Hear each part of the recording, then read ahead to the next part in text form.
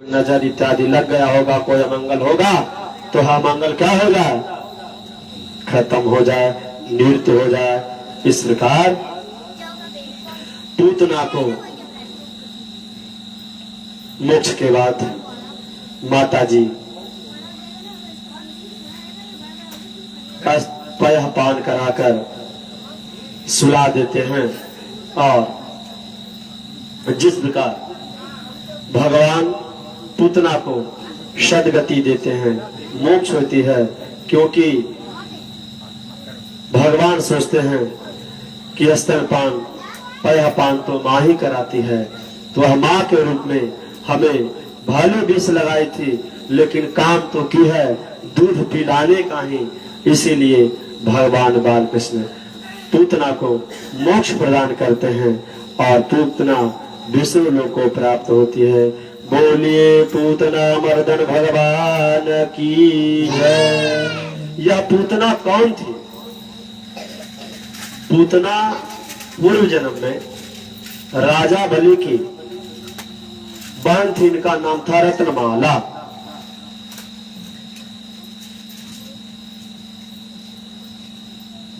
कन्या थी रत्नमाला, राजा बलि की कन्या थी। 12 भगवान के स्वरूप को देखकर वह उस सौंदर्य पे मोह हो गई थी और कही थी कि शायद यदि हमारा यह पुत्र होता तो मैं इसको क्या करती, अपने गोद में बैठाकर पयःपान करवाती। वह पयःपान कराना चाहती थी। इसी मनोरथ को पूर्ण करने के लिए वह इस जन्म में पूतना बलि और भगवान उसका स्तनपान किए।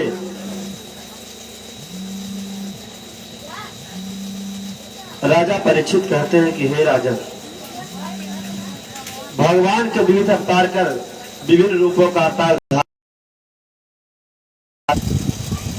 ने उन्हें बीच अपने लाला का अभिषेक कराया, ब्राह्मणों को स्वस्थ बात इत्यादि कर करके सब गुणदान दान दे कर करके अपने घर में बच्चे को पालने पे खिला रहे थे। खिलाने के दरमियान लाला के नेत्रों में थोड़ी सी झपकी सी आने लगी, नींद आने वाली ही थी कि यशोदा ने देखा कि झूले के पास एक शकट आ रहा है। शकट क्या कहते हैं? बैलगाड़ी को कहते हैं। किसको कहते हैं? बैलगाड़ी को। वह संजात निद्रा छमसी से चक्षणे। उसी समय कंस द्वारा प्रेरित राक्षसों से भरा हुआ तो वह जो बैलगाड़ी आ रहा है वह राक्षसों से भरा हुआ है और वह मारने के लिए आ रहा है भगवान बाल कृष्ण को। भगवान उस सकट को एक लात मारते हैं, धड़ाम से जाकर सकट घर के बाहर गिर जाता है। उसका पहिया चकनाचूर हो जाता है। सब बच्चे लोग आते हैं दौड़कर कि माई तेरा लाला ने, यह छोटा बालक ने इस बैल को गाड़ी को मारा है, उसके पांव से टूटे हैं। कहा मेरा लाला छोटा है भैया, कैसे मार सकता है? मैं देखा हूं इसी ने मारा है और ऐसा हुआ है। यह घटना को देखकर गोपियां चकित रहती है। सभी गोप घबरा कर आपस में कहने लगती हैं कि यह कौन बालक है जो इतना बड़ा सकट को उलट दिया, पलट दिया, तोड़ दिया? ऐसा कौन है? रुदाते ने पादेना छिद्रे देना संशय। उसी समय अब किंतु गोपगणों को बात को, माता जी को विश्वास नहीं होता है। नंदरानी को कि ऐसा नहीं समझती थी। कहे तो मेरा अभी लाला अबोध बालक है, तो लोग झूठ बोलती हो। लाड़ प्यार कर करके पुनः गोद में बैठा सकी। घबरा कर तुरंत लाला को पृथ्वी पर बैठाकर अन्य काम काज में लग गई घर में करने के लिए। इतने में तुरंत एक आंधी का रूप में पुनः आ गया तिरणावर्त आ गया। वह सोचा कि मैं इनको उड़ा कर करके अपने साथ लेता चला जाता हूँ, और तिरणावर्त इनको उड़ा कर लेके जाना चाहा। जैसे ही ऊपर आसमान में ले गया। भगवान ने उस तृणावर्त को गला दबाकर ऐसा मारा कि धड़ाम सो गया, आसमान से नीचे गिर गया, प्राण पखेरु निकल गए और पत्थर पर चट्टान की भांति गिर गए। उसके शरीर के 2 टुकड़े हो गए। गोपियों ने तुरंत उठा करके लाला को घर लाया और दे दिया। पुनः प्रसन्न मन से माता जी दूध पिलाती हैं। दूध पिलाने के दरमियान ही जमुआई आ जाती है। लाला को जसोदा ने लाला पे खुले हुए मुख में आकाश, पताल, पर्वत, गंगा, नदी, सृष्टि सब कुछ, स्थावर, जंगम, पेड़ पौधे, पशु पक्षी सब देख रहे हैं कि संपूर्ण ब्रह्मांड इसके मुंह में व्याप्त है। खमरोदसी ज्योतिर्निकामसा सूर्येन्दुवहनी शबनार्बधिश्च दीप्वाग्निगास्तम दुदहिर्दनानि भूतानि यानि स्त्रजंगमानि। यदि इसमें स्थावर, जंगम, अंडज, विंडज, पूरा ब्रह्मांड की जितनी वस्तुएं हैं सब इसके मुंह में उपलब्ध हैं। इस स्वरूप को देखकर नारायण नारायण नारायण नारायण नारायण नारायण मंत्र का जप करती है कि प्रभु ये मेरे लाला का क्या हो गया है, क्या हमारे लाले के मुंह में हो गया है। इस प्रकार कहीं कुछ घुस गया है, भूत प्रेत तो नहीं आकर के मुंह में मेरे लाला का बैठ गया है, वैसा ऐसा देख रहा है, मुखा में उन्हें दिखाई दे रहा। पुनः लाला को मुंह चूम कर वह स्वरूप जो दिखाई देता है स्वरूप अदृश्य हो जाता है। कहे ठीक है प्रभु, आइंदा ऐसा स्वप्न हमको ना दिखाई दे। भगवान से माफी मांगते हैं कि हे नारायण भगवान, ऐसा हमारे लाले के मुंह में आइंदा कुछ अमंगल सूचक न हमको दिखाई दे।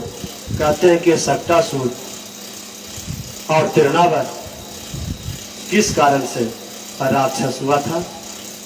ये सक्टासुर हिरण्याक्ष का पुत्र था, उसका नाम था उत्कच। वो भी दैत्य था, उत्कच दैत्य था।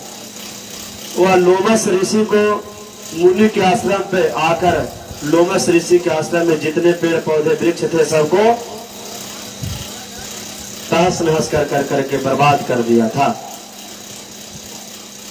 इस उदंडता को देखकर भगवान लोमस ऋषि कहे कि तुम इतने उत्पात हो कि एक भी पेड़ पौधा नहीं रहने दे रहे हो, जाओ तुम्हारा शरीर वायु का रूप धारण कर लेगा और जब वैवस्वन मंत्र आएगा तो भगवान के चरण स्पर्श होगी, तब तुम्हारा मुक्ति होगा।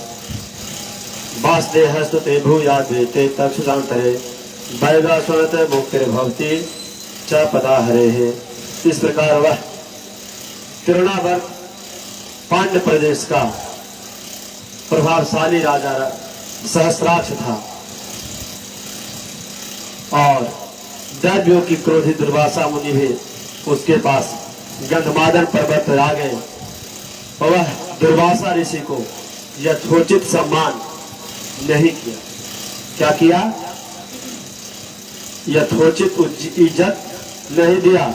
इससे दुर्वासा ऋषि भी श्राप दे दिए कि जाओ तुम तृणावर्त बन जाओ। अब भगवान का नामाकरण संस्कार की बात आती है। सुखदेव जी कहे राजन गर्ग पुरोहित हो राजा यज्ञ सोमातपा वैजम जगामन वासुदेव प्रयोजिता। यदुवंशियों के पुरोहित महान गर्गाचार्य जी जो पुरोहित हैं उनको नामाकरण के लिए बुलाया जाता है कि नाम रखिए। गर्ग जी कहते हैं कि मैं यदुवंशियों का आचार्य हूँ। यह बात पूरा लोग जानता है कि मैं यदुवंशियों का आचार्य हूँ और यदि इस तुम्हारे पुत्र को मैं नामाकरण कर दिया, नाम रख दिया, तो कंस जान गया कि मेरा पुरोहित जो है जाकर उसका नाम रखा है मेरे मारने वाले को, तो आकर क्या कर देगा? वह अत्याचार मचा देगा। हो सकता है तुमको भी जीवित छोड़े कि न छोड़े और हमको भी छोड़े कि न छोड़े, इसका कोई भरोसा नहीं है। गर्ग जी कहते हैं। नंद जी कहते हैं ऐसा कोई बात नहीं है, हम समझ लेंगे, चलिए गौशाला में कोई देखेगा ही नहीं, ऐसा गुप्त जगह पे हम लोग चले, जैसे बाहर करेंगे पूजा पाठ तब तो कोई जानेगा किसके घर में पूजा पाठ हुई है। चलिए इसको हम गौशाला में ले चलते हैं, गौशाला में बैठ करके इसका नामकरण संस्कार करेंगे। ठीक, वहां जाते हैं, बालक का नामकरण होता है, स्वस्थ वाचन कर कहते हैं कि ज्येष्ठ पुत्र जो है ना, इसका नाम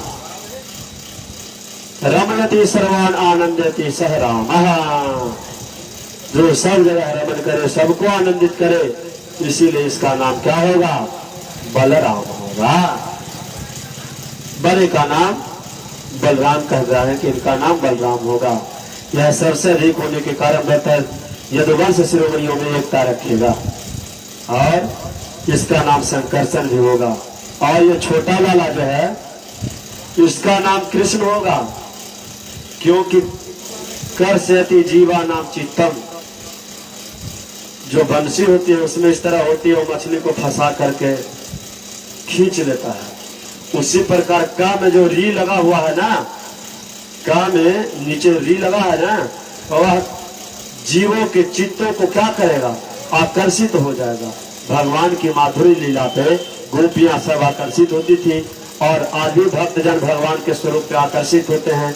आप लोग आकर्षित हैं भगवान की कथा में, तब तो यहाँ आए हैं, नहीं तो अपने अपने घर में खा करके सोए होते, क्या नजर दिखा है। तो ये भगवान क्या करते हैं? चित्त को चुरा लेते हैं, इसीलिए इनका नाम कृष्ण रखा जाएगा। अन्य साधारण प्राणी भी इनको नहीं जान सकेंगे। हाँ, युग युग में यह लीला विग्रह का स्वरूप धारण करते हैं, तो यह 3 रूप में पाए जाते हैं। एक युग में शुक्ल रूप में पाए जाते हैं, एक युग में रक्त पीत रूप में पाए जाते हैं, और एक कलयुग में क्या हो गए हैं? श्याम हो गए हैं, इसलिए इनका नाम कृष्ण पड़ेगा। कृष्ण माने काला होता ना, किस वर्ण का? तो कृष्ण वर्ण का। श्याम माने कृष्ण पक्ष, अंधेरिया पक्ष क्या कहते हैं? कृष्ण पक्ष है, काला पक्ष है, अंधेरिया वाला पक्ष है। और श्याम मैंने भी क्या किस रंग का? तो श्याम रंग का है, श्यामला है, मैंने श्यामला है, गोरा नहीं है, श्यामला है। तो कहे सतयुग में शुक्ल वर्ण के, त्रेता में रक्त या पीत, द्वापर में श्याम वर्ण के भगवान श्याम के कारण इनका नाम कृष्ण भी होगा। इस प्रकार से उनका नाम रखा जाता है। बलराम कृष्ण अपने बाल लीला के साथ गोकुल में पलते हैं, बढ़ते हैं। घुघरू की पैजनिया से ठुमुक चलत रामचंद्र बाजत पैजनिवा, ठुमुक चलत नंदचंद्र। इस प्रकार ठुमुक ठुमुक के चलते हैं, और अपने मन बलराम को राम के रूप में कहा गया है, वह राम के ही स्वरूप थे, इसीलिए इस बात को मैं कह रहा हूँ। और मन को मोहित करते हुए आगे बाल लीला करते हुए दोनों आगे बढ़ते हैं। क्या करते हैं? बाल लीला में इनके लिए माखन रखी जाती है। एक दिन माता जी दूध पिलाने के लिए इनको दूध पिलाती हैं, और गर्म करने के लिए चूल्हे पे दूध को चढ़ाते हैं, तो वह दूध उबल के गिर जाता है। गिरने लगता है तो इनको दूध पिलाना छोड़ कर करके वहां जाती हैं दूध को उतारने के लिए। तब तक यह लाला मटकी को फोड़ देते हैं, दही को बहा देते हैं, माखन को बहा देते हैं। इस प्रकार कभी कभी बछड़ों को पूंछ पकड़ करके चारों पट्टी घुमा घुमा करके खेलते हैं, और इस प्रकार बाल क्रीड़ा के साथ दही दूध मटकियां को फोड़ते हुए बत्सा मुंचन कुटित समय क्रोश सन जात हासा हस्तेयम स्वात भयम कल्पितेश ते योगे मरकान होक्षण विभजति सचिंति भांडम प्रीति द्रव्यालाभेश गृहतो यत्र भुगोषयतो कान। इस प्रकार मटकी को फोड़ते हुए आगे चलते हैं। पुनः क्या करते हैं कि गोपियों का घर का माखन चुरा कर करके खुद खाते नहीं हैं और बंदर को, बिल्ली को, कबूतर को, तीतर को, बटेर को, सबको ये लुटाते चलते हैं। खुद खाते नहीं, सबको लुटाते हैं। कभी कभी पूरे ग्वाल मंडल को बुला कर करके सबको आंख मिचौनी का खेल खेलते हैं और आंख मिचौनी का खेल खेल कर करके सब के घर में, किसी के घर में, किसी गोपी के घर में कुत्ता, किसी के घर में बिल्ली, किसी के घर में कुछ हिला करके उसके रसोई में रखे दूध दही सब पात्र को जूठा करा देते हैं। एक दिन लाला खेलते खेलते मुख में मृदा भक्षण कर लेते हैं, मिट्टी खा लेते हैं। सखियां आकर के गोपियां कहती है, माई देख तेरा लाला मिट्टी खाता है। कहता नहीं माँ मैं नहीं खाई। मुंह खोल के देख, देख झूठ बोल रहे ये लोग, मैं मिट्टी नहीं खाया हूँ। जैसे ही मुंह खोलते हैं पुनः पूरा ब्रह्मांड दिखाई देता है मुंह में। नाहम भक्षतान्वम सर्वे मिथ्या विवंसना यदि सत्य गृहते उनका, मैं मिट्टी नहीं खाया, मैं झूठ बोले है। हर बार ये बात को कहते हैं तो खोल के मुंह देख लो। जैसे ही मैया खोलती हैं मुंह तो पूरा ब्रह्मांड देख करके माता चकित रह जाती हैं कि यह बालक है कि पिता बन के आया है। कि कैसा है, भगवान है, क्या है, नर है, नारायण है, हमको पता नहीं चलता है। इस प्रकार से परीक्षित पूछते हैं कि हे ब्राह्मण, नंद और यशोदा ने कौन सा ऐसा पुण्य किया था जिसे भगवान उनका स्तनपान किया और वसुदेव और देवकी के गर्भ में जन्मे, लेकिन उनका उस पुत्र सुख का सौभाग्य प्राप्त नहीं हुआ। तो ऐसा कौन अच्छा कर्म किए थे नंद जी और नंद रानी की उनके घर में लाला स्तनपान किया उनके घर में, इसके विषय में बताइए। सुखदेव जी कहते हैं कि हे राजन, पशुओं में श्रेष्ठ द्रोण अपनी पत्नी धरा के साथ ब्रह्मा की आज्ञा से गोपालन करने ब्रज में आए थे। ब्रह्मा ने इनके मांगने पर वरदान दिया था कि जाओ भगवान में तुम्हारी निश्चल भक्ति होगी। वही दोनों नंद और यशोदा अब तुर हुए। भगवान के ब्रह्मा का वचन को सत्य करने के लिए भगवान उनके गोद में खेले, स्तनपान किए। इस प्रकार से आगे दही मंथन की लीला में सुखदेव जी कहते हैं कि हे राजन, एकदा गृहदासेषु यशोदानंद गेहनी, एकदा गृहदासेषु यशोदानंद गेहनी, परमांतर नियतासु निर्मंथनं स्वयं दधि, एकदा गृहदासेषु यशोदानंद गेहनी, एकदा गृहदासेषु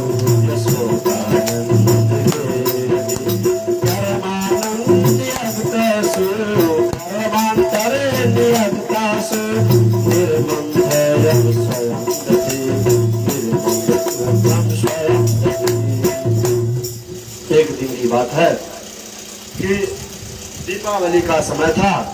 हाँ, घर में नंद जी के घर में जो दासियां थी, नौकरानियां थी, वह प्रेम बस दधी मंथन कर रही थी और गुनगुनाती रहती थी, भगवान का स्मरण करती थी। श्री कृष्ण गोविंद हरे मुरारी।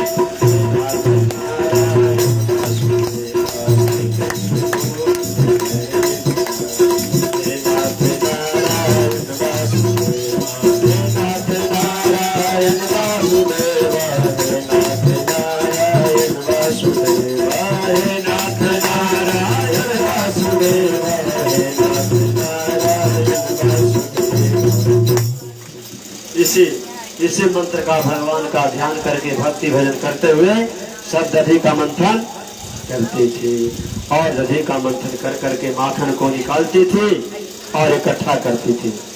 दैव योग से वह एक दिन पुनः वही लीला प्रारंभ हुई। यशोदा मैया लाला को अतृप्त अवस्था में पूरा पेट भरा ही नहीं और वह दूध को पीना बंद कर कर रसोई में चली जाती हैं रसोई का कार्य संभालने के लिए। इस पे लाला को गुस्सा से ओठ फड़कने लगता है और दांत से ओठो दबाकर लोहे से दही की मटकी को फोड़ देते हैं और करके झूठ बहाना कर करके वह रोने लगते हैं। अंदर चले वहां रखा हुआ ताजा मक्खन एक जगह लूक कर करके जहां मक्खन का संग्रह किया जाता था उस कमरे में जाकर मक्खन निकल करके खा रहे हैं, रो रहे हैं, खा रहे हैं, रो रहे हैं। ये दही बिखरा पड़ा हुआ है, किसने दही की मटकी फोड़ा भाई? ये मटकी कहाँ से आ गया? तो लाला ने फोड़ा। खोजते हुए अंदर जाती है तो देखती है कि उल्खा गिरो परे व्यवस्थितम मर क्या कामतम से चिस्तम हरिगम्बम चरिव संकेतम निरीक्ष पंचात सुदमा गच्छने। देखती है कि ओखली को उलट कर करके और ओखली के ऊपर खड़ी हो गया है और खड़ी होकर माखन को खुद तो खा ही रहा है, बंदर को लुटा रहा है। इस स्वरूप को देखती है।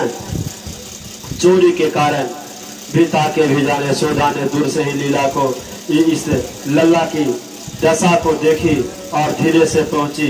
कहीं लाओ लाला, तुम इतना बदमाशी करते हो रोज, लाओ छड़िया जिसको बांध कर पीटता हूं। लाला को जैसे ही उतारती है पकड़ने के लिए, भागो भागो भागो भागो, लाला भाग रहे हैं, भाग रहे हैं, भाग रहे हैं, बहुत दौड़ा रहे हैं, इधर से उधर, इधर से उधर, इधर से उधर, इधर से उधर, इधर से उधर, दौड़ाते दौड़ाते किसी तरह पकड़ाते हैं।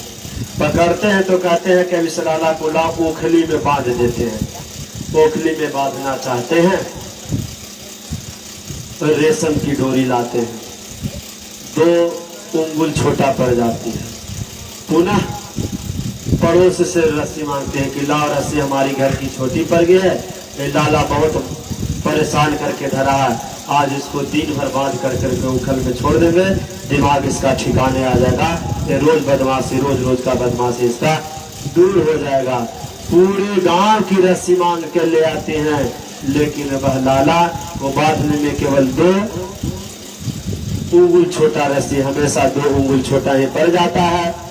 लाला को बांध नहीं सकी, बांध नहीं सकते। कहती है ये क्या आश्चर्य है भाई, ये कौन बच्चा है, क्या इसमें जादू है कि इसके लिए पूरा रस्सी ला दिया गया, फिर भी यह नहीं बधा पा रहा है। देखिए, जब तक दैत्य की निवृत्ति और होती है तब तक ईश्वर में बंधन नहीं होता है। भगवान को बांधने के लिए भक्ति और वैराग्य का होना जरूरी है। जब तक भक्ति नहीं रहेगी तब तक भगवान मिलने वाले नहीं हैं। और ज्ञान का होना भी जरूरी है, वैराग्य का भी होना जरूरी है।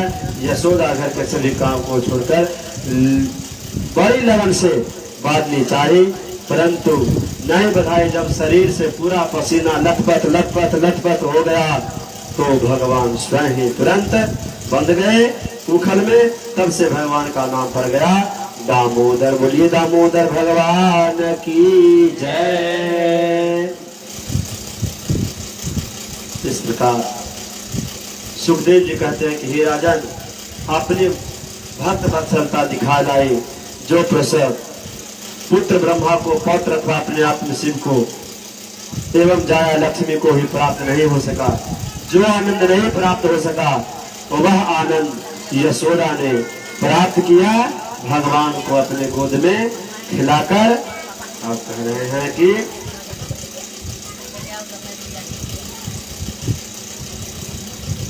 इधर भगवान को माता जी बांध देते हैं उखल में, और उखल को खींचते खींचते खींचते खींचते भगवान घर के बाहर जाते हैं और नल कुंवर मणिग्रीव नाम का कुबेर का पुत्र जो है वह वृक्ष का योनि को प्राप्त किया हुआ है।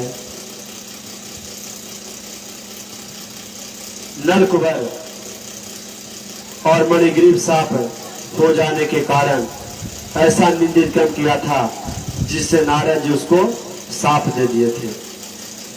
बोले सुखदेव जी, हे राजा, ऐसा कौन कर्म किया था कि उसको साप लग गया था मणिग्रीव और नलकुबर को? कहे कि वह रुद्र का अनुचर होने के कारण दोनों को बड़ा अहंकार हो गया था। रुद्र का अनुचर था और मदिरा पी कर उन्मत्त होकर कैलाश के सुंदर उपवन अप्सराओं के साथ नित्य मंदाग्नि के तट पर घुमा करता था, जल क्रीड़ा करता था। और नारद जी वहां पहुंचते हैं, उन्हें देखते हैं, अप्सराओं ने लज्जित होकर झटपट जल से निकल कर अपना वस्त्र पहन लिए। किंतु यह दोनों जो है मनग्रीव नल कुंवर, ये निर्लज जैसा अपना काया शरीर पा कर करके और नीलज जैसा इसी तरह नग्न अवस्था में घूम रहा था, उन्हें वस्त्र नहीं पहने। नारद जी ने उनकी यह दशा को देखते हुए कहे कि तुम्हारी बुद्धि भ्रष्ट करने वाला, तुम्हारा जैसा बुद्धि श्रीमद में, तुम्हारी शक्ति में, इसमें घमंड में चूर हो, जाओ तुम लक्ष्मी की अधिकता होने से। देखिए भैया, जब व्यक्ति के पास धन आता है ना तो बहुत अवगुण के साथ आता है। जिसके पास अधिक धन हो जाता है वह दुर्व्यसन का शिकार ज्यादा हो, क्योंकि गरीब व्यक्ति के पास जो बहुत ही दिन दशा से गुजर रहा हो तो वह 1 केजी आटे का व्यवस्था करेगा या 500 रुपये का मदिरा का व्यवस्था करेगा। जिसके पास अधिक धन हो जाता है वह दुर्व्यसन का शिकार हो जाता है। और भगवान जिसके यहाँ अधिक धन होता है वह नाना प्रकार का निंदित कर्म जो समाज में नहीं होना चाहिए, हर कर्म को करता है। ऐसा शास्त्रों का अनुभव बतलाया गया है, शास्त्रों ने निर्देश दिया है कि जिसके पास ज्यादा धन होता है वह बिगड़ जाता है। तो भगवान जब माया करते हैं, उसके ऊपर कृपा फैलाते हैं, तो सबसे पहले उसका धन को क्या करते हैं, हर लेते हैं। कहे कि भगवान इसलिए धन को हर लेते हैं कि सब गुण का एक दवाई है। जितना गुण मानव में व्याप्त है उसका सबसे बड़ा दवा है कि दरिद्रता। जब दरिद्रता मानव में आ जाता है तो सब बुद्धि ठिकाने, दिन में तारा दिखाई देने लगता है, रात का तारा को छोड़ दीजिए। बहुत दिन दशा हो जाती है मानव को तो उसे दिन में ही तारा दिखाई देने लगता है। इस प्रकार दरिद्र हो जाने पर मनुष्य का दिमाग ठिकाने लग जाता है और अहंकार भी टूट जाता है। तो कुबेर के पुत्र होकर इतने उन्मत्त हो गए थे कि वह नग्न में भी ज्ञान नहीं रहता था कि हम कहाँ जा रहे हैं, क्या कर रहे हैं। नारद जी कहा, जाओ, तुमने इतना बोध विवेक भगवान नहीं दे रहे हैं, जाओ तुम निष्ठुर वृक्ष की योनि को प्राप्त कर लो। ठुठे संबंध खड़े रहे और यह वृक्ष को योनि प्राप्त हुआ। लेकिन इसको पूर्वजन्म की स्मृति रही, कहे कि जाओ 100 वर्ष बाद भगवत कृपा होगा तो तुम मुक्त होकर देवत्व को प्राप्त हो जाओगे। इस प्रकार जैसे ही भगवान दामोदर उखल से जाते हैं, दौड़े दौड़े पेड़ में बच करके उखल से पेड़ जो है धड़ाम से गिर जाता है और उससे जो सुंदर कुंवर लड़के निकलते हैं, ये दोनों दीपमान तेज के स्वरूप प्रकट होते हैं और विष्णु लोक को प्राप्त होते हैं। ये दोनों लोग भगवान का वंदन करते हैं। वाणी गुणानु कथने श्रवणे कथायाम हस्तौ च कर्म सुमनस्तपाद्योर्महि अस्मृतां शिरस्तौ निवसा जगत प्रणामो दृष्टि सताम दर सगस्तो भवतु नो नाम। इस प्रकार इस श्लोक से प्रणाम करता है और कहा कि प्रभु आपकी माया के गुण को बखान को हम लोग कैसे कर सकते हैं, हम लोग नहीं जानते हैं। आपकी माया के गुण को बखान नहीं कर सकते और अनुग्रह करते हैं। फिर दोनों लोग उखल से मुक्त होकर के अलकापुरी स्वर्ग लोक को प्राप्त होते हैं। फिर एक दिन की बात है कि सुखदेव जी कहते हैं, राजन गोपानंदया श्रुत्वा ध्रुवयो पततोऽयम् तत्रा जब कुरुश्रेष्ठ निर्घाता भय संकिता। वृक्षों को गिरने से बहुत धड़ाम से आवाज हुई है तो सुनकर नंद आदि गोप ब्रजपात की आशंका से तुरंत आए कि कहीं हमारे घर में, गांव में, नगर में, राष्ट्र में कहीं बिजली तो नहीं ठनक के गिर गई है, इतना आवाज हुआ है। तो देखते हैं कि वह जड़ से उकड़ कर वृक्ष जो है गिर गया है और बालक इनके पतन के कारण लोखों में बंधा बालक सामने ही वर्तमान वो जगह था। सब गोपगण कहते हैं कि यही बालक गिराया है इस पेड़ को, हमने देखा है, हमारे सामने गिरा है। वो कहते हैं कि नहीं नहीं, ऐसा नहीं हो सकता, ये बच्चा है, उखल खींच के कहां से लाएगा। कहा मैं आंख से देखा हूं और आप मानने के लिए तैयार नहीं है, तो क्या करें। इस प्रकार एक दिन की बात है कि एक खटकीन आती है, फल बिक्री इनके पास नंद बाबा के घर पे फल बेचने के लिए नंद का लाला, ये लाला जो है जाते हैं उससे फल लेने के लिए। और फल बिक्री इनके स्वरूप को देखकर एक टक से इनको देखते रहती है, देखते रहती है, देखते रहती है और आवाज भी नहीं देती है। सुबह से शाम हो जाता है, उजली में धान लेकर लाला जाते हैं लेने के लिए, लेकिन भगवान का हाथ, बच्चे का हाथ, छोटा हाथ में कितना धन रहेगा। अगर धान देते हैं, एक भी धान है ही नहीं, देंगे क्या। उसके बदले में खटकिनी इनके हाथ में फल देती है, फल देते जा रही है, देती जा रही है, देती जा रही है। हाथ छोटा है लेकिन इनका हाथ उस फल से भर ही नहीं रहा, कहाँ जा रहा है फल कुछ पता नहीं चल रहा है। इस प्रकार आते हुए ध्यान लगा तो कर ये क्या लीला शक्ति है भैया, किसको फल दे रहे, क्या कर रही हो, क्या कर रही हो। खटकिनी कहती है घंटे से सुबह से शाम तक खड़ी हो, इस तरह फल बेचोगी तो तुम्हारा काम चलेगा। इसके बदले में नंदलाला उसको इतना वैभव दे देते हैं, इतना धन संपत्ति दे देते हैं, उसका टोकरी खाली हो गया कि तुरंत वह टोकरी रत्न से भरकर वह लेके चलती है। आज उसे उस नंद के लाला के द्वारा प्राप्त धन के बाद अब कभी भी उसे कहीं फल बेचने जाने की जरूरत नहीं है। उस रत्न को, फूल को, फल को बेच करके आज मूल रत्न को प्राप्त की है।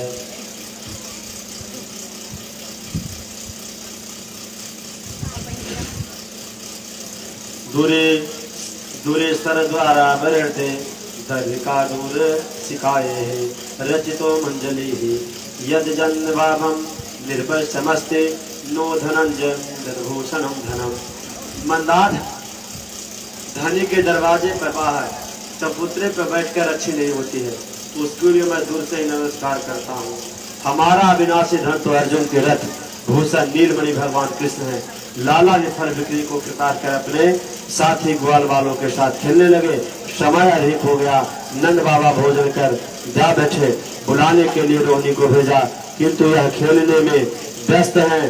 बुलाने पर भी बड़े प्रेम के साथ घर ले आई तथा स्नेह से भोजन पानी कराते हैं, दीपसैया पर सुला देते हैं। और एक दिन नंदादि वृद्ध गोपों ने नाना प्रकार का उत्पाद को देखकर वंश की समस्याओं का विचार किया कि हमारे गांव में, नगर में इतना उत्पात हो रहा है, नंद उपनंद यहाँ प्रतिदिन राक्षसों का उत्पात हुआ करता है, इसीलिए हम यहाँ से कहीं अब अन्यत्र चल चले, ऐसा मन में विचार बनाते हैं। जहाँ सुख मिले वन वृंदावनम नाम पश्यम नवताननम।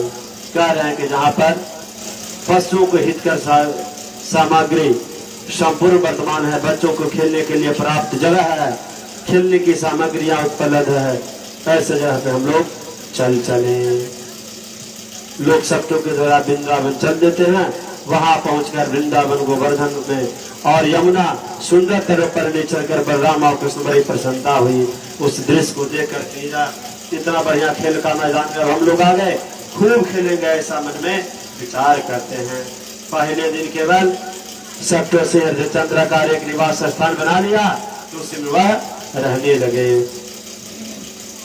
एक दिन गोपियों के साथ वह बछड़ा चराने के लिए जाते हैं, गोपगण के साथ बछड़ा चराने जाते हैं। बछड़ों में वत्स का रूप धारण कर मारने की इच्छा से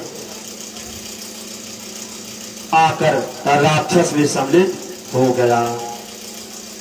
भगवान ने पूंछ सहित उसके दोनों पैर पकड़ लिए और बड़े वेग से घुमाकर उसको फेंक दिए। कैथ के समान वह धराशायी होकर वह भी तत्काल मर गया। गिरते गिरते वृक्ष धराशायी होकर यह देखकर ग्वाल वाला चलवा साधु साधु कहकर दोनों प्रशंसा करने लगे। आकाश से भगवान पुष्प की वृष्टि करने लगे। वह जो असुर था इसका नाम था बक्कासुर, और विशाल रूप धारण करके पहुंचाते तुरंत कृष्ण को निगल लिया। यह देखकर सब ग्वाल बाल घबरा गए, अचेत हो गए, किंतु भगवान ने अंदर जाकर बक्कासुर के मुंह में इतना अग्नि फैलाया, इतना अग्नि फैलाया कि उसका पूरा शरीर का तालू, मुंह, चमड़ा, हाथ सब जलने लगा, और उससे पीड़ित होकर उसने तुरंत घबरा कर तत्क्षण हो गया, क्या उगल दिया। इस प्रकार तमापतंतम शनिग्रहात् लोभकम कंस सतम सताम पदे पश्यस्तु बाले सुधारेल्या मूढ़बाह वृंदे विकौसम। भगवान कसकर अपने हाथों से उसके दोनों चंचू पट को इस तरह से चीर दिए, और पटे तार तृण की तरह बीच से उसका मुंह फाड़ कर धराम से पृथ्वी पर गिर गया। यह सब देखकर सारे देवता लोग जय जयकार जय जयकार जय जयकार करते हुए पुष्प की वृष्टि करते हैं। ग्वाल बाल भी स्वरूप को, लाला का इस लीला को देखकर चकित रह जाता है, और ब्रज में आकर गोपियों के समक्ष लाला का चरित्र सुनाता है कि लाला ने एक बक्कासुर था जो हम सबको निगल गया था, अग्नि से जलाना चाह रहा था, इसको इसने तृणा मुंह को चीर कर करके चंचू को हम लोग को बाहर कर दिया है।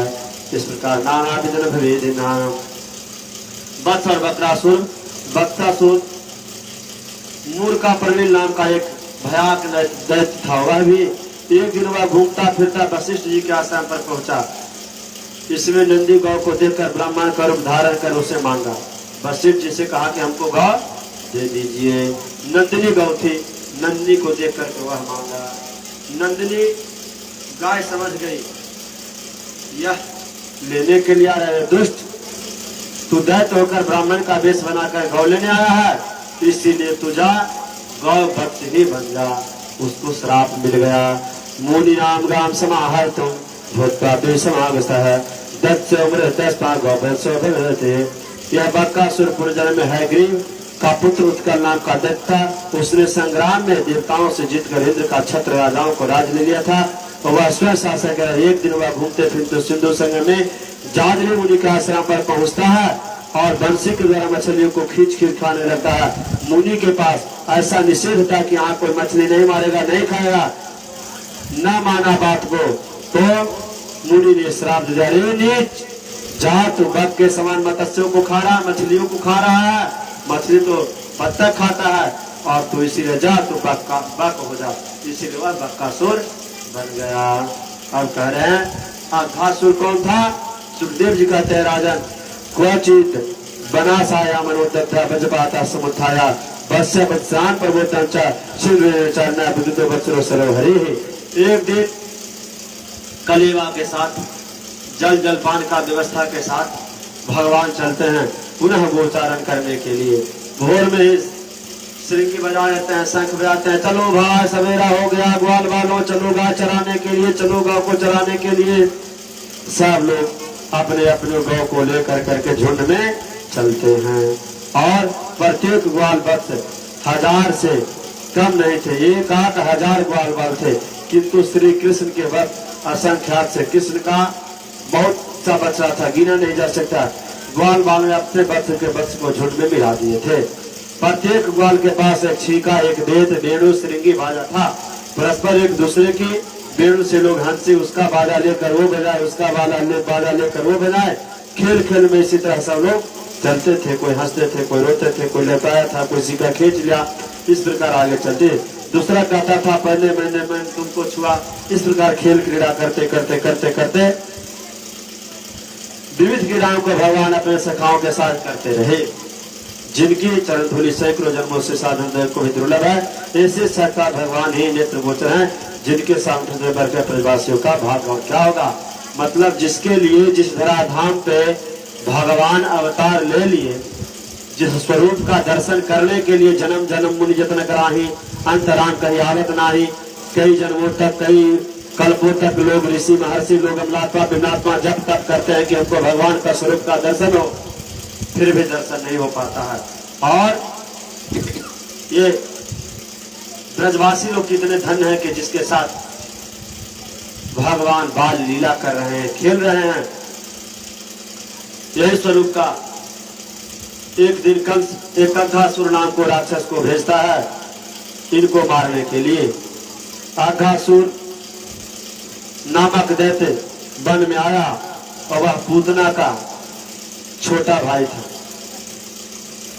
उसने विचार किया किसी श्री कृष्ण को मेरे भाई और बहन ने मारा है, इसी श्री कृष्ण ने हमारे बहन को मारा है, पूतना को, इसीलिए आज तो निश्चित मैं आज इसको मारे बिना नहीं रहूंगा।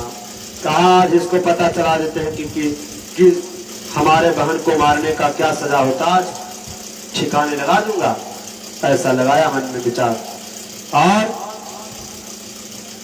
हमारे बंधुओं को तिलांजलि देने मिल जाएगा। जो मैं इसको मार दूंगा तो हमारे बहन भाई जो मारा है सबको उसकी आत्मा की शांति पहुंच जाएगी। इस प्रकार मन में विचार करता है और दुष्ट राक्षस का विशाल रूप धारण कर कर श्री कृष्ण जी को निगलने के लिए मुंह फैलाकर मार्ग में आकर क्या होता है, लेट जाता है।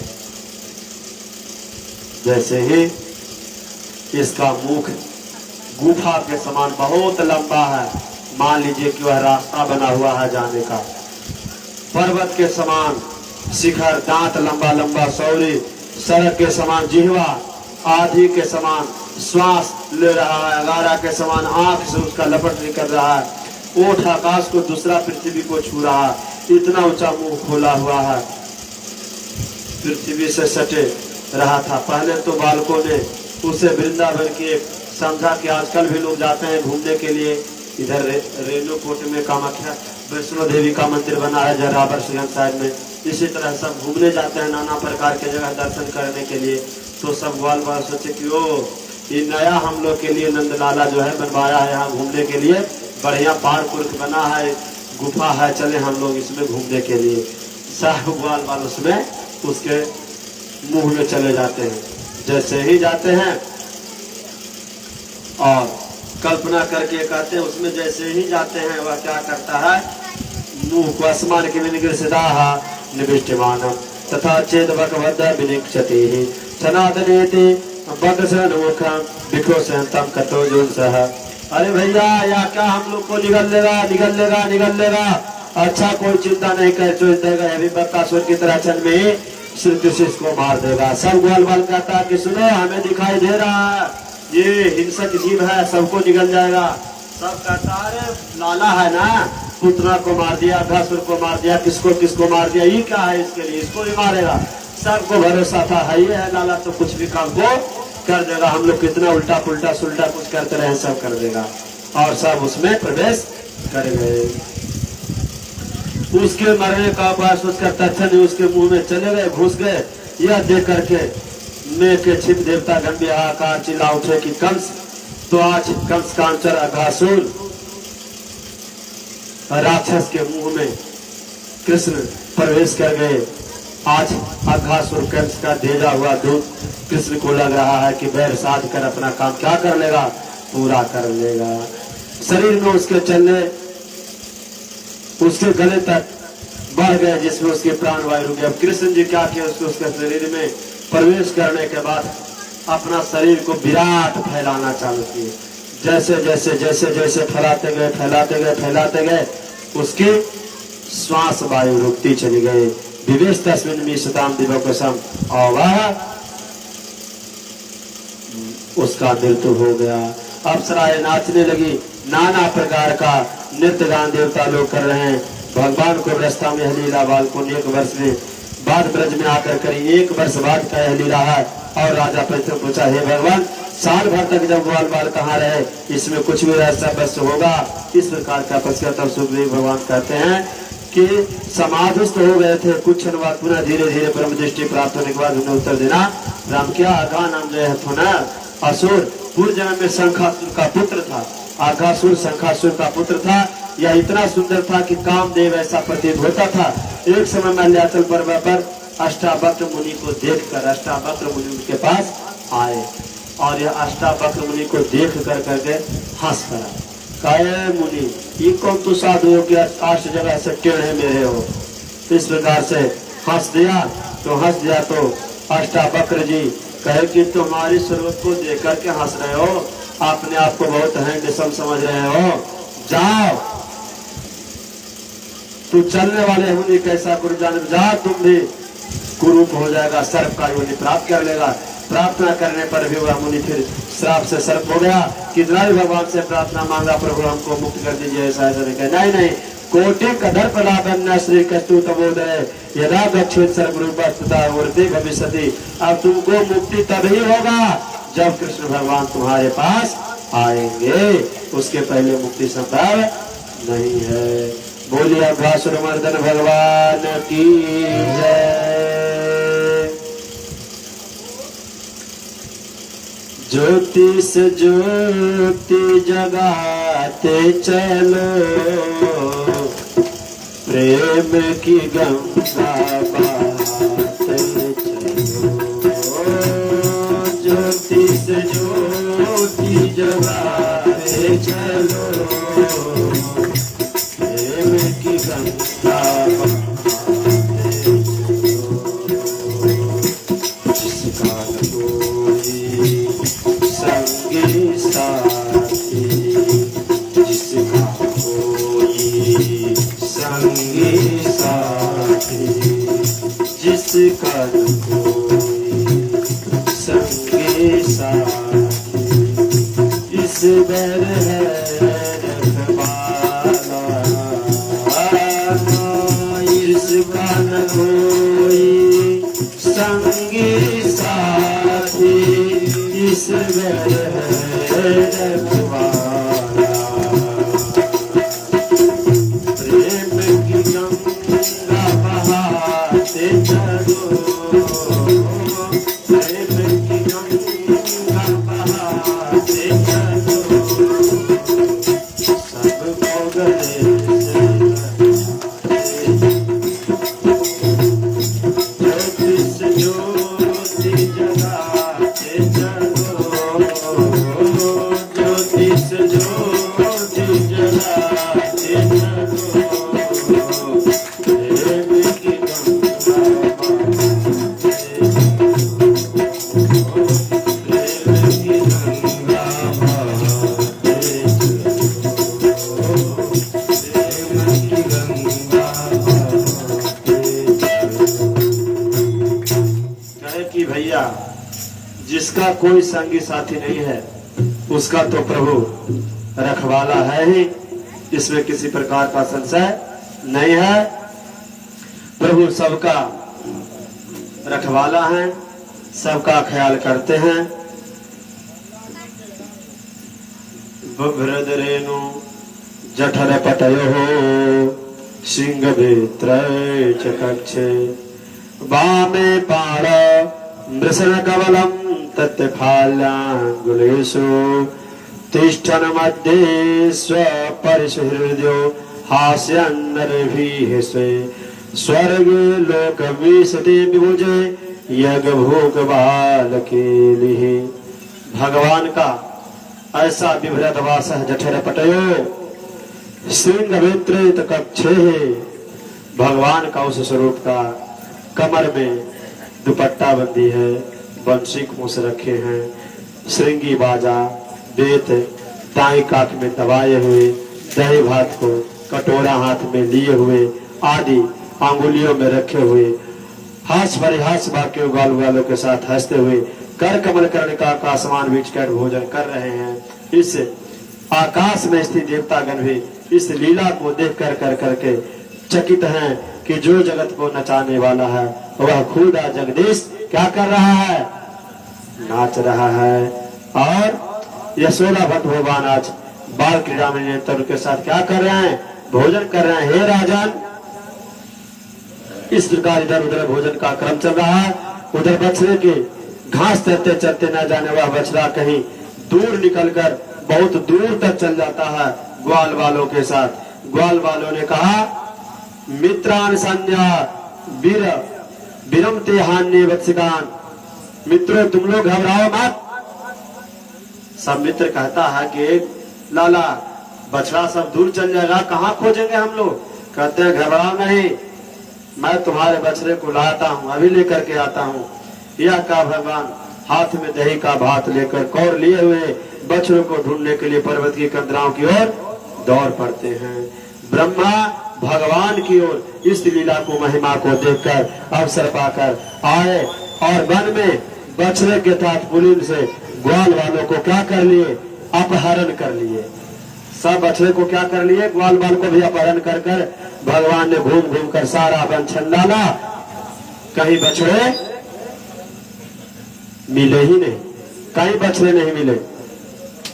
पुलिन पर न पुलिन पर बैठे हुए ग्वाल वाल मिले, सबको लेकर चले गए ब्रह्मा जी। सर्वघरी ने तुरंत समझ लिया कि काम किसी दूसरे का नहीं है, ये ब्रह्मा ही हमसे ऐसा खेल खेलता है, ब्रह्मा ने ये कार्य को किया है।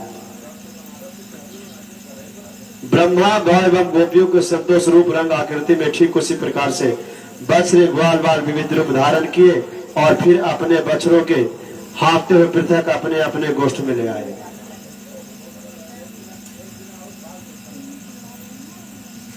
भगवान क्या किए कि ब्रह्मा गौ गोपियों के साथ संतोषार्थ रूप रंग सा बना कर करके लेके आ गए। ग्वाल बाल की माताएं एवं गौ साथ साथ ब्रह्म रूपी अपने पुत्र को पा करते प्रेम से दूध पिलाती थी, पुनः दूसरा बना करके ले आए, पिलाती थी। उनको आश्चर्य नहीं होता था कि कोई दूसरा है, कि सारे ग्वाल बाल बछड़े बने हुए हैं। भगवान 1 वर्ष तक क्रीड़ा करते रहे, उसी गोवर्धन पर्वत पर चढ़ती हुई बछड़े वाले गौए दुर्मार्ग में अतिक्रमण कर तथा अपने नवजात बछड़े को छोड़कर छलांग मारकर वध से क्या हो गई, नीचे दौड़ कर आ गई। बलिष्ठ गोपों को रोकने पर भी नहीं रुक सकी और कृष्ण रूपी बछड़ों को चाटते हुए बड़े प्रेम से दूध पिलाने लगी। यह देख बलराम को बड़ा आश्चर्य हुआ। उन्होंने ध्यान लगाकर ज्ञान दृष्टि से देखा तो बछड़े एवं ग्वाल बाल को कृष्ण रूप में पाया। कहा कि तो कृष्ण सा बाल बछड़ा बना हुआ है। बलराम ने इसका कारण श्री कृष्ण से पूछा। भगवान ने कहा कि इसका सारा रहस्य आप सुनिए, बताता हूं। त्रुटि काल बीतने पर जब ब्रह्मा ने पुनः गोकुल पर दृष्टि डाली तब यहाँ लगभग 1 वर्ष बीत चुका था। उन्होंने देखा कि किस विवाह बाल बाल बछड़ों के साथ वैसे ही पूर्वत है जो हम चुरा के लाए हैं, वो सब वहाँ है ही।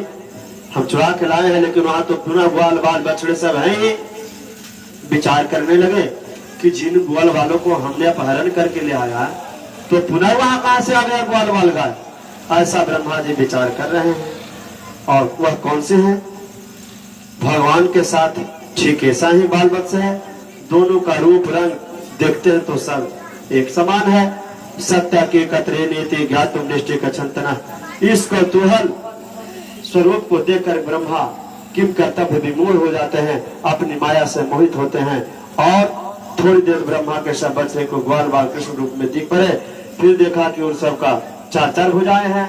अब ब्रह्मा को सब जो ग्वाल बाल है सब 4 भुजा दिखाई देने लगा। सबके हाथ में शंख चक्र गदा सब सुसज्जित है। इस प्रकार अणिमा सिद्धियां सब व्याप्त हैं। इनको देखते संपूर्ण ब्रह्मांड प्रकाशित हो रहा है। यह देखकर ब्रह्मा कठपुतली की तरह स्तब्ध रह गए। भगवान कहा कि अद्भुत ईश्वर देखना उनके बस का नहीं रहा। यह देखकर भगवान ने अपना तुरंत अपनी माया पर्दा हटाया, जिससे ब्रह्मा का कथनचित कुछ स्वस्थ हुए। और फिर से उन्होंने देखा कि भगवान श्री कृष्ण हाथ में पूर्वत दही भात की कौड़ी अभी अपने हंस वाहन से नीचे उतर भगवान कृष्ण के चरणों में गिर पड़ करके प्रेम आश्रयों के साथ चरणों को घंटे तक अभिषेक करते रहे। इस प्रकार से ब्रह्मा का जो अभिमान था उसको ब्रह्मा के अभिमान को क्या कर दिए, कृष्ण जी तोड़ दिए। और कह रहे हैं कि भगवान का गोचारण लीला एक धेनु का सुर था, वह भी विषाक्त जल के अमृत गोपजनों को दीपदान तथा सुखदेव जी कहते हैं कि हे राजा ततच्चा पौगल बहश्रीतो बद्रे बहतो पशुपाल सम्मतो गच्छरंतो सत्वेशः परिदिंदे पुंदे गजो। 6ठे महीने में कार्तिक महीने में जो कार्तिक महीने की अष्टमी तिथि होती है शुक्ल पक्ष की, उसमें गोपाष्टमी होता है। उसी दिन से भगवान गाय चराना प्रारंभ किए थे। गोचारण का शुभारंभ गोपाष्टमी के दिन से किए थे। गोपाष्टमी के दिन व्रत भी रखा जाता है, गोपाष्टमी व्रत रखा जाता है। है ना। और घर में गौ माताएं जो पालते हैं लोग, उस दिन गाय को पूजा भी करनी चाहिए। तो गोपाष्टमी के दिन से ब्रज में भगवान गोचारण लीला का प्रारंभ किए। अब वे सभी सखाओं के साथ, बंधु बांधवों के साथ गोचारण करते थे और इधर उधर छलांग मारते थे। खेल कूद के साथ मंद मंद सुगंध वायु बहती थी, उसमें अपने मंगलमय गानों के साथ खूब खेल कूद के साथ गोचारण लोग किया करते थे। राजा कहते हैं कि हे राजन, भगवान के वृंदावन में इस अनुपम शोभा से नाना प्रकार के सब स्थानों में क्रीड़ा किए। सब देवता लोग इस लीला को देख कर करके बहुत प्रसन्न हुए। सब कुश्ती लड़ते, कभी थक जाते, कभी वृक्ष के नीचे, कभी गोद में सियकते फिरते, कुछ ग्वाल वाल, कभी भगवान को पैर दबाते, कभी बाल से अलकाबली से खेलते। और इस प्रकार एक दिन श्री राम आदि गोपों ने बलदाऊ और श्री कृष्ण का, हे भैया, यहाँ से थोड़ी दूर पर एक बढ़िया ताल है। क्या है?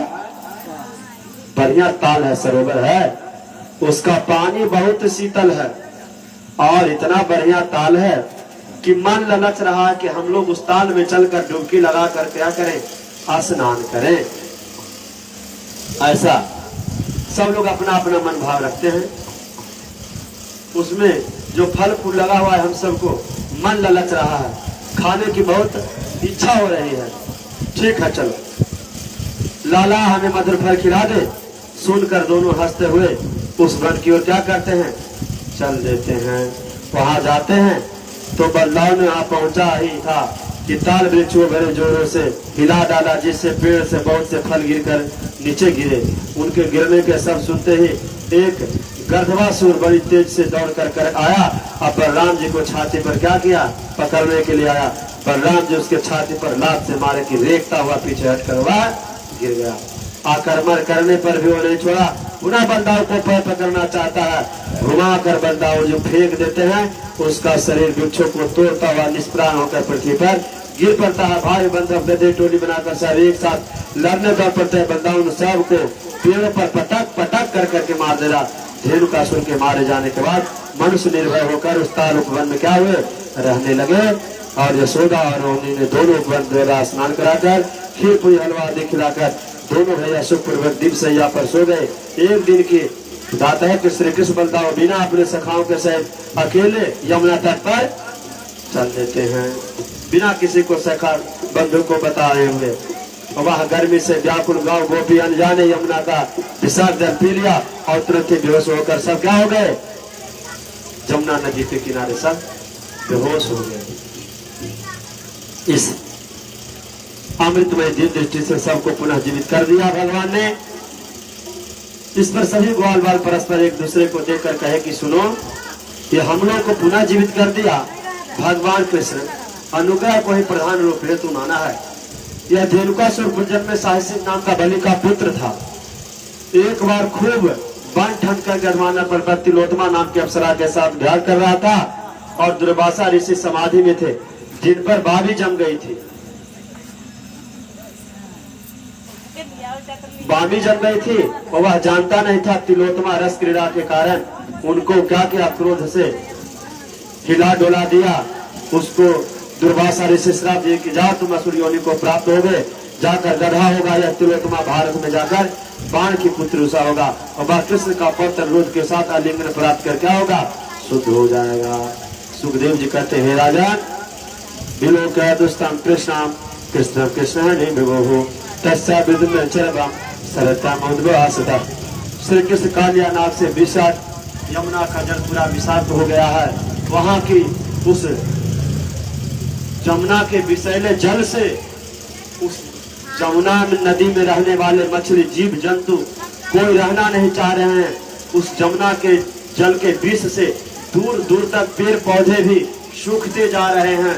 और कहते हैं राजन, यह अगाध जल इतना विस्तार है जिसमें कालिया नाग सब परिवार रहता है। वह तट पर केवल एक कदम का वृक्ष है, उस वृक्ष ही केवल हरा भरा। वह वृक्ष हरा भरा क्यों है? कह रहा कि गरुड़ जी अमृत लेके जा रहे थे तो थोड़ा सा अमृत का बूंद उस वृक्ष के ऊपर गिर गया था। उस अमृत का बूंद गिरने से वह पेड़ हमेशा हरा भरा रहता था, सूखता नहीं था। एक दिन की बात है कि उस कदम के वृक्ष पर चढ़ कर कृष्ण जी अस्फुटाग्रासरणों ने पदपसोदः बिना किसी विचार का किए हुए उस जमुना नदी में कूद जाते हैं। जैसे ही कूदते हैं सब ग्वाल बाल सब क्रंदन कर लेते हैं, अरे लाला इस जमुना का जल इतना विषाक्त है, तू क्यों कूद गए, अब बचोगे नहीं बचो, क्या होगा। नाना प्रकार का सब किन कर्तव्य विमूढ़ हुए हैं। यहाँ यशोदा जी नंदन भी रोते रोते बहुत दुखित है कि वह कालिया नाग उसमें निवास करता है, क्या होगा ना होगा। बलदान ने उसे समझा बुझा कर कहते हैं कि सुनो मैं जानता हूँ उसका हाल, क्या करेगा। इस प्रकार गोकुल में अपने कारण दुखित देखकर धीरे धीरे अपने शरीर पर क्या करते हैं, फैलाना चालू करते हैं। और वह नाग पकड़ा हुआ है, भगवान अपने शरीर को विराट रूप में फैला रहे हैं, फैलाते फैलाते क्या होता है कि उसका मस्तक चकना चूर हो जाता है, मस्तक चकना चूर हो जाता है। तांडव गति मुंडन पे नाचत गिरधारी, तांडव गति मुंडन पे नाचत बनवारी, तांडव गति मुंडन पे नाचत बनवारी। पम पम पम पगे पतत पम पम पम पगे पतत पम पम पम पगे करत पम पम पम पगे